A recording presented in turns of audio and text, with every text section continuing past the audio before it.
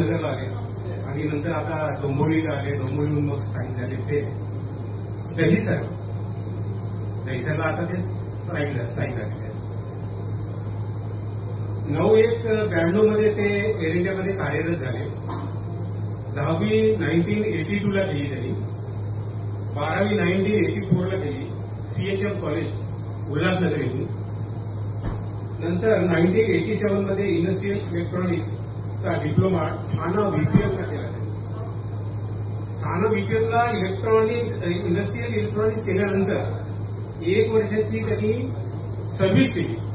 त्याच्यानंतर इलेक्ट्रॉनिक्सचा डिप्लोमा केला ठाणा VPMला. त्याच्यानंतर कम्प्युटर टेक्नॉलॉजीचा पुन्हा 89 मध्ये एक डिप्लोमा केला. म्हणजे 2 डिप्लोमाधारी माणूस आहे हा. म्हणजे खूप अष्टपैलू कलाकार आहे. अष्टपैलू व्यक्तिमत्व जर म्हणलं तरी कमी होणार. 2 डिप्लोमा झाले. त्याच्यानंतर ते एवढं थांबले नाही. डेमेक पण केलं त्यांनी, आरटीचं लायसन्स पण घेतलं आणि केवळ आरटी घेतल्यामुळं ते आपल्यामध्ये इकडे लाईन मेंटेनन्सला आहे. ते LMD मध्ये त्याच्यामुळेच ते इथं आले आणि आमची ओळख झाली, ऋणानुबंध वाढले आणि मैत्री झाली. बाहेर पाऊस पडत होता. मला वाटलं की श्रीकांतच्या ह्याच्यामध्ये पण पाऊस पडेल की काय, कारण साधारणतः 7 तारखेच्या नंतर 7 जूनच्या नंतर पाऊस पडतो. मुंबईमध्ये आतापर्यंत कधी झालं नाही की मे महिन्यामध्ये पाऊस पडतो. पण श्रीकांतची पार्टी आम्ही मे महिन्यामध्ये अरेंज केली आणि तो रिटायर होतोय म्हणून पाऊस पण मे महिन्यामध्ये पडला.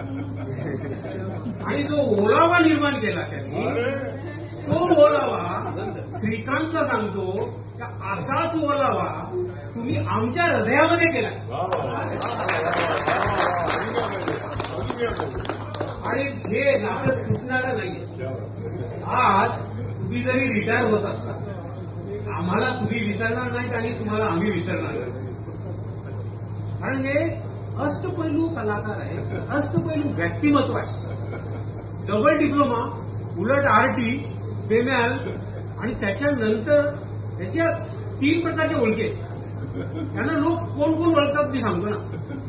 AISLचा स्टाफ अगोदर एअर इंडियाचा होता. दुसरा स्टाफ आहे यांचा फिल्म कलाकारचे लोक, बरं.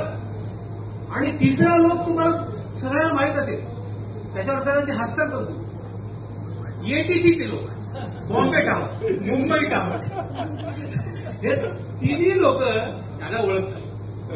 कदाचित आम्हाला एक फक्त अण्णासाहेब, कमलेश प्रसादजी हे सगळे ओळखत असतील, पण त्यांना ATC वाले पण ओळखतात. तर हे अष्टपैलू व्यक्तिमत्व आपल्याला निरोप देते.